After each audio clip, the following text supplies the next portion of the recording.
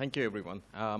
First of all, I would like to thank Dr. Anil Garg for organizing such a fabulous conference. And I'm not sure whether I'm eligible to actually sit with such a prominent line of distinguished panelists here. But I will take this opportunity to say my impression about the 2 days of World Water Summit. That was a summit I was attending, and I presented in the morning. One thing that really stood out with this conference for me, or with this summit for me, was the integration of energy and water. It is very critical that we don't treat those as separately, but considering the water-energy nexus, we need to have the simultaneous concurrent sessions like what we are experiencing over the last 2 days.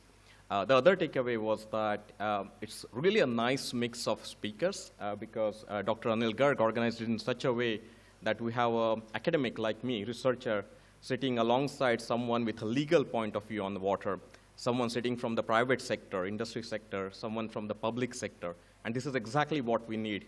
We need the integration at the micro level, which is where we work at research level, and how to scale it up to the macro level. So this is how it needs to be done. And that's why I congratulate Dr. Anil Garg and the organizing committee for organizing such a fabulous conference. The two takeaways for me from this summit was that one was there is no silver bullet. What we are looking for a solution regarding the water stress. So I think there was a session by Dr. Muzumdar yesterday where Mr. Sodhi also spoke, and that was one of the most interesting sessions about water conservation and some of the water stress and so many issues that were touched there.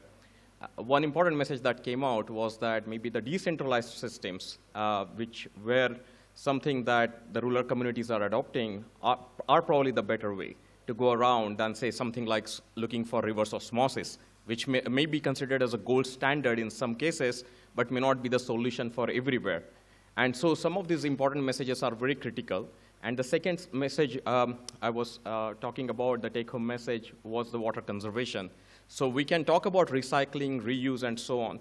But just keep in mind that everything requires a lot of energy. It has a carbon footprint. Even the processes like reverse osmosis, membranes, UV, advanced oxidation processes, they require a lot of energy.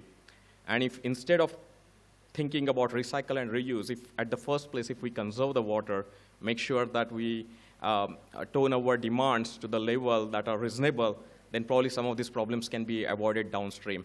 So those are the two messages I got, and I felt like there was some very interesting conversations regarding that, and I hope to see you all probably the next year when hopefully these discussions will continue and we'll continue adding to the new knowledge. So I will end on the line that water is life, and let's start treating that way.